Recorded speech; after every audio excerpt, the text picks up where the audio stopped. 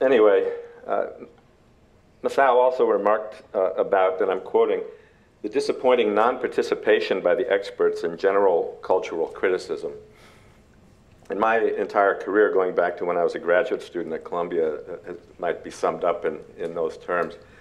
I remember opening the New York Times one day, I think it was in 1968, and 14 leading scholars of East Asia explained why we needed to defeat communism in Vietnam.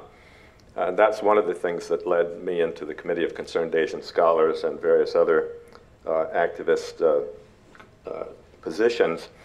But it's still just so terribly disappointing.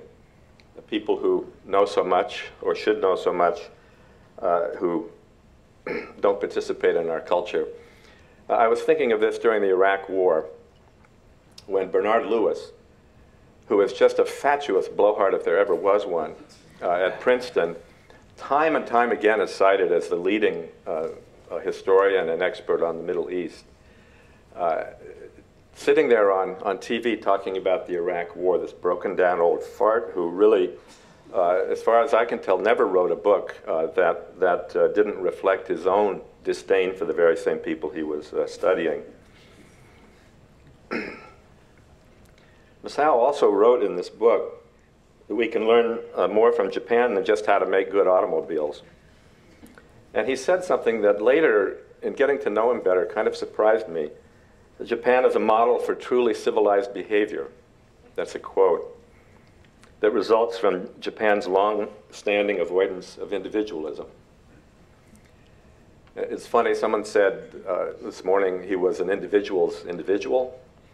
I once had a long conversation about this with Masao, where the whole point of the conversation was Americans are always talking about individualism, but we meet so few individuals in this country.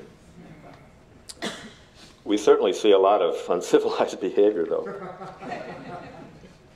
I wrote a book published by Duke that has sold less than any of the books that I've written, titled Parallax Visions. I would like to read something. I'd like to say that I should have said something in that book more clearly than I really did, both in the first 50 pages and the last chapter, which is on intelligence agencies and area studies. It's really an homage to Masao's worldview and his courage. Instead, I began with the Oxford English Dictionary definition of parallax, since I figured most people in East Asian studies wouldn't know the term and or would think I was referencing Warren Beatty's conspiracy theory film, The Parallax View. One of the things that people like Masao and Harry and various others that I know and myself are often called is conspiracy theorists, because we try to connect dots that other people are afraid to connect, I think, often. Anyway, parallax is an apparent displacement or difference in the apparent position of an object caused by actual change or difference of position of the point of observation. That's the OED definition. It's certainly one meaning of off-center. I go on to talk a little bit about Mao's book, now there's a Freudian slip.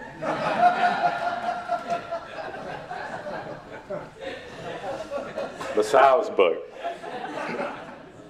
I've made the same mistake. It's just my eyesight, really. Anyway, and looking back on it, it isn't as much an homage to Masao as to Friedrich Nietzsche. And I quoted him at length, we have to be on guard against the dangerous old conceptual fiction that posited a pure, will-less, painless, timelessly knowing subject. Let us guard against the snares of such contradictory concepts as pure reason, absolute spirituality, knowledge in itself. These always demand that we should think of an I that is completely unthinkable, an I turned in no particular direction, in which the active and interpreting forces, through which alone seeing becomes seeing something, are supposed to be lacking. These always demand of the I an absurdity and a nonsense. There is only a perspective seeing, only a perspective knowing, and the more effects we allow to speak about one thing, the more eyes, different eyes, we can use to observe one thing, the more complete will our concept of this thing, our objectivity, and that's how he ends it, our objectivity be. This, of course, is from the genealogy of morals. I then said or wrote that Masau's off-center seemed guided by these insights. Quote, Professor Miyoshi, who made a scholarly reputation as a literary critic of Elizabethan novels, and now writes about Japan and the US with a rare insight born of a rare experience, adopted a stance placing the scholar neither in his native country nor on the ground he studies, but in a place off-center, yielding a parallax view and a depth of perception essential to new knowledge about anything. Masao saw with different eyes, I would say irreplaceable eyes, standing where he wanted to stand, a place of his own choosing. That's where he always was, this person whose name I have trouble pronouncing, Masao, intellectually by himself, really, taking everything in, saying and writing what he believed, firmly situated off-center. I wish he were here to start our conversation up again. I wanted to end, though, on a note about Masao that also has been mentioned or alluded to by people earlier. He was a sharp-dressed man. And I have a pet peeve about academics who, some of my colleagues look like homeless people. And I just generally think when you get in front of a bunch of young students, you ought to make some attempt to look the part. And the other thing I liked about him is the first time I visited him here, he picked me up in a Camaro convertible with the top, no, a Toyota, sorry, it was a Toyota convertible with the top down. And I have a bunch of old cars myself, convertible sports cars and things, so I was very impressed by that. Were you scared? No, I wasn't scared. I wasn't scared because he had this aplomb in almost everything, and he could carry on a very detailed conversation while driving. And the last thing I'll say, my time is limited, of course, like everybody else's, is that I would get letters from Masao.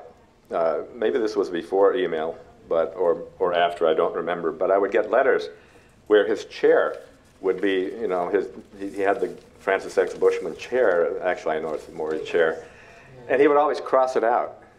On the envelope, it would be crossed out and then addressed to you, and of course a stamp on it. So he was a brilliant person and utterly unpretentious, and hated pretense, and that's one of the things I liked most about him. Thank you very much.